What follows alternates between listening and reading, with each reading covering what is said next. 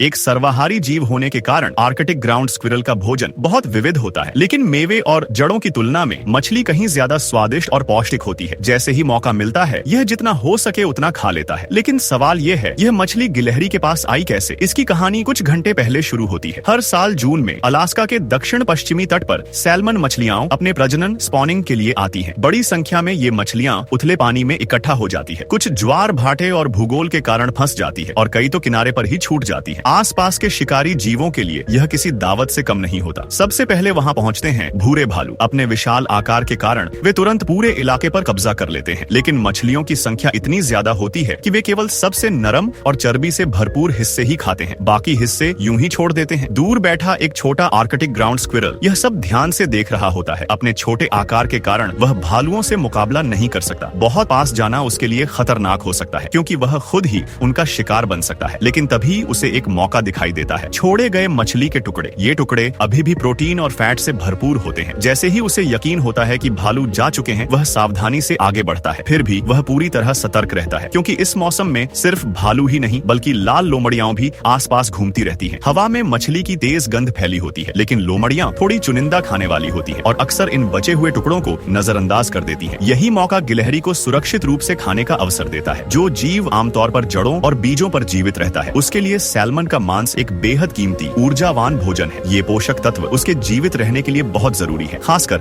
आने वाली लंबी और कठोर सर्दियों के लिए। लेकिन इतनी बड़ी मात्रा में खाना वह अकेले खत्म नहीं कर सकता, इसलिए वह अपने बच्चों को बुलाता है। ये छोटे छोटे बच्चे अभी अभी पैदा हुए हैं और उन्होंने पहले कभी ऐसा खाना नहीं देखा। एक थोड़ा साहसी बच्चा सबसे पहले आगे आता है, जबकि माँ पास में खड़ी निगरानी करती है। शुरुआत में बच्चे को समझ नहीं आता कि इसे कैसे खाया जाए। कई कोशिशों के बाद भी वह मांस को काट नहीं पाता। आखिरकार माँ एक ही बार में उसे सबसे नरम हिस्सा दिखाती है और धीरे धीरे बच्चा उसका स्वाद लेने लगता है। फिर बाकी बच्चे भी शामिल हो जाते हैं। वे बारी बारी से मछली में सिर डालते हैं और सबसे नरम हिस्से के लिए आपस में झगड़ते हैं। ऐसी जगह जहाँ खाना बहुत कम मिलता है, वहाँ चुनने का कोई विकल्प नहीं होता। यही अनुकूलन, अडेप्टेबिलिटी है जो आर्कटिक ग्राउंड स्क्विरल को इतने कठोर वातावरण में जीवित रहने में मदद करता है।